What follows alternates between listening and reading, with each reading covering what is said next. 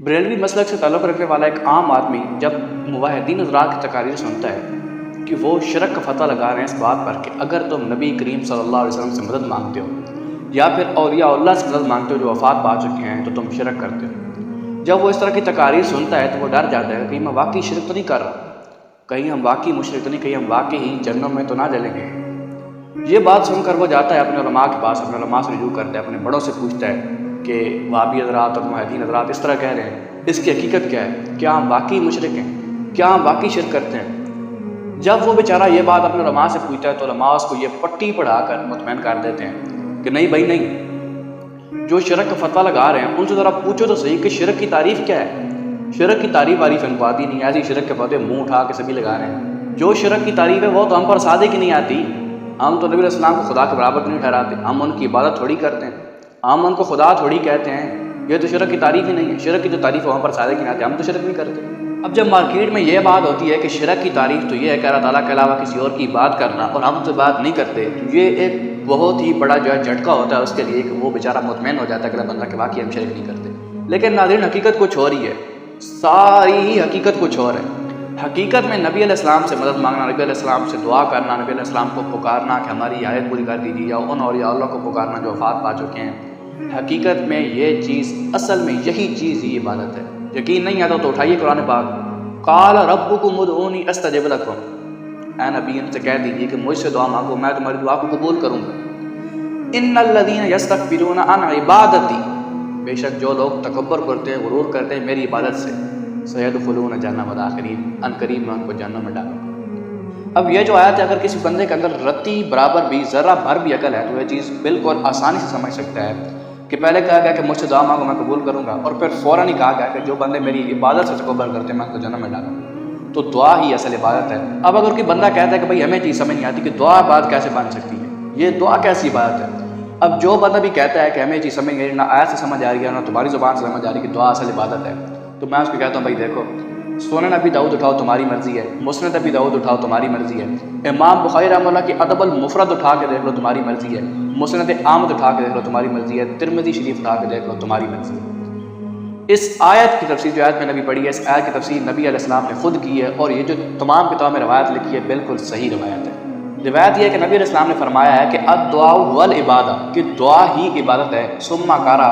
پھر اس کے بعد نبی علیہ السلام یہ جو آیت میں نے پڑھی ہے کہ قال ربکم ادعونی استجب لکم ان الذین یستکبرون عن عبادتی سیدخلون جہنم داخرین، نبی علیہ السلام نے یہ آیت پڑھ کر سنائی اور اس آیت سے ثابت کیا کہ دعا ہی اصل عبادت ہے۔ اس سب کے بعد میں نہیں سمجھتا کہ کوئی چیز ایسی بچی ہے کہ جس سے اب ان کا شرک ثابت ہو جو نبی علیہ السلام سے مدد مانگتے ہیں، کیونکہ بالکل صاف واضح ہو چکا ہے کہ دعا ہی عبادت ہے، اور جب دعا ہی عبادت ہے تو تم ان سے دعا کرتے ہو تو آپ ان کی بات کر رہے ہو، اور لا الہ الا اللہ کوئی نہیں معبود سوائے اللہ کے، تو یہ شرک کی شرک ہے۔ اگر کسی کے اندر رتی برابر بھی ذرا برابر بھی عقل ہے تو یہ چیز سمجھ سکتا ہے کہ ثابت ہو چکا ہے، نبی علیہ السلام کے فرامین سے ثابت ہو چکا ہے، قرآن پاک سے ثابت ہو چکا ہے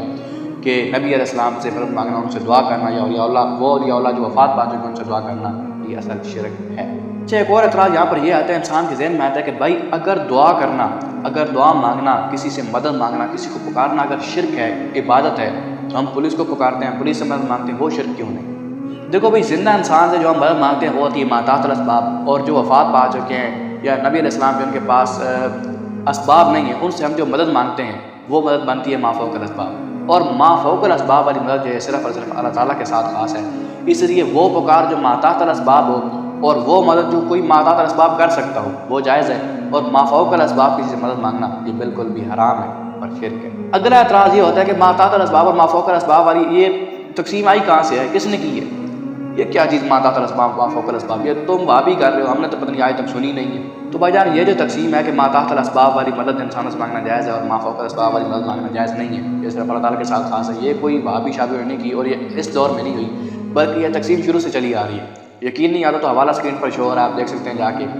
اصل میں اس شروع کے دور میں جب اہل سنت والجماعت نبی السلام کے وفات کے بعد کچھ فرقے بنے، تو اس وقت ایک فرقہ جو سامنے آیا وہ تھا معتزلہ، اور معتزلہ اور اہل سنت والجماعت کے درمیان اختلاف یہ تھا کہ اہل سنت والجماعت کا کہنا تھا کہ انسان اعمال کا کاسب ہوتا ہے، اعمال کا خالق اللہ ہے، لیکن اس کا کاسب، اس کو کمانے والا، اس کو کرنے والا انسان ہوتا ہے۔ اور معتزلہ کا عقیدہ یہ تھا کہ نہیں بھائی، جو بھی انسان اعمال کرتا ہے وہ اس کا انسان خود خالق ہوتا ہے، اب معتزلہ کا عقیدہ ہے کہ انسان اپنے اعمال کا خالق ہوتا ہے، لیکن اس کے باوجود بھی ان پر شرک کا فتویٰ اس لیے نہیں لگایا گیا اہل سنت والجماعت کی طرف سے کیونکہ وہ انسان کو جو اعمال کا خالق سمجھتے ہیں وہ ما تحت الاسباب سمجھتے ہیں، اور شرک کا فتویٰ تب لگتا جبکہ ما فوق الاسباب سمجھتے ہیں کہ انسان اپنے اعمال کا خالق ما فوق الاسباب ہے۔ اور پھر بھی اگر کوئی انسان کہتا ہے کہ بھائی قرآن پاک سے یہ چیز ثابت کرو کہ ما تحت الاسباب اور ما فوق الاسباب، تو بھائی جان ٹینشن نہیں لینی، قرآن پاک سے بھی یہ چیز ثابت ہے۔ سب سے پہلے بات کریں ما تحت الاسباب ثابت کرنے کی، تو وہ قرآن پاک سورۃ المائدہ آیت نمبر 2 میں آتا ہے کہ وتعاونوا علی البر والتقوی ولا تعاونوا علی الاثم والعدوان، کہ مومنوں کو کہا گیا ہے کہ تم ایک دوسرے کی مدد کرو اچھائی کے کاموں میں اور ایک دوسرے کی مدد نہ کرو برائی کے کاموں میں۔ اب جب انسانوں کو کہا گیا ہے کہ تم ایک دوسرے کی اچھائی کے معاملے میں مدد کرو، تو ثابت یہ ہو رہا ہے کہ زندہ انسان مدد کر سکتا ہے، جائز ہے، اور وہ ما تحت الاسباب ہوتی ہے۔ اور اگر بات کریں ما فوق الاسباب کہ ما فوق الاسباب قرآن سے ثابت ہے نہیں، تو وہ بھی ثابت ہے سورۃ نمل آیت نمبر 62، امن یجیب المضطر اذا دعاہ ویکشف السوء ویجعلکم خلفاء الارض االہ مع اللہ، کون ہے جو مجبور، لاچار، بے بس اور بے قرار کی دعا کو قبول کرتا ہے جب وہ اسے پکارتا ہے۔ اب مجبور وہی ہوتا ہے جس کے پاس کوئی سبب نہ، مجھے پیاس لگی، میرے پاس پانی پڑا ہے، میں جا کے اٹھا کے پی لوں گا۔ اگر میرے پاس پانی ہے ہی نہیں تو اسی وقت میں مجبور ہوں نا، جب میرے پاس کوئی سبب نہیں ہے۔ تو جس وقت میرے پاس سبب نہیں ہوگا اس وقت میں مجبور کہلاؤں گا۔ اور اللہ تعالیٰ فرماتے ہیں کہ مجبور کی جو دعا ہے وہ صرف اور صرف ایک اللہ ہی قبول کرتا ہے۔ الہ مع اللہ، کیا اللہ کے علاوہ کوئی اور بھی الہ، کوئی اور بھی خدا ہے جو مجبور کی دعا کو قبول کرتا ہے جب وہ اسے پکارتا ہے؟ اور یار سوچنے کی بات یہ ہے کہ جب قرآن و حدیث میں ہر چیز کی وضاحت آ چکی ہے، نبی علیہ السلام نے اپنے صحابہ کو اپنی امت کے لیے ہر چیز سکھائی، ایک ایک چیز سکھائی، یہاں تک کہ باتھ روم میں آنے کا طریقہ، جانے کا طریقہ، بیٹھنے کا طریقہ، باہر آنے کا طریقہ، ان کی دعا، اور جوتے کے تسمے کیسے باندھنے ہیں، تھوک کیسے پھینکنی ہے، ہر ایک چیز کا طریقہ سمجھایا ہے۔ کیا نعوذ باللہ وہ نبی اسلام جس نے اپنی امت کو باتھ روم میں آنے جانے تک کا طریقہ سکھایا ہے، وہ اپنے سے حاجت مانگنے کا طریقہ بتانا بھول گئے تھے؟ وہ یہ نہیں بتا سکے کہ میرے فوت ہونے کے بعد مجھ سے اپنی حاجتیں پوری کروا لینا۔ قرآن، حدیث، صحابہ کے اقوال، تابعین کے اقوال، ائمہ اربعہ میں سے کسی ایک کا بھی قول نہیں کہ نبی علیہ السلام سے مدد مانگ سکتے ہیں، وہ ہماری حاجت کو پوری کر سکتے ہیں، کسی سے بھی نہیں کہا۔ ہاں قرآن نے یہ ضرور کہا ہے کہ کہہ دیجیے کہ قل لا املک لنفسی نفعا ولا ضرا، کہ میں نبی علیہ السلام فرما دیجیے میں اپنے نہ نفع کا مالک ہوں نہ ہی نقصان کا مالک ہوں۔ اور ایک اور بات ذرا سوچے اور بار بار اپنے ذہن سے پوچھے اور بار بار سوچے کہ اگر نبی علیہ السلام کے پاس تمام اختیارات ہوتے، تمام اختیارات یا کچھ اختیارات بھی نبی علیہ السلام کے پاس ہوتے، تو کیا نبی علیہ السلام کو کسی جنگ کے اندر شکست ہوتی؟ کیا نبی علیہ السلام امت پر کوئی ایک آدمی بھی کافر چھوڑتے؟ کیا نبی علیہ السلام کے رشتہ داروں میں سے کوئی ایک آدمی بھی کافر ہو کے مرتا؟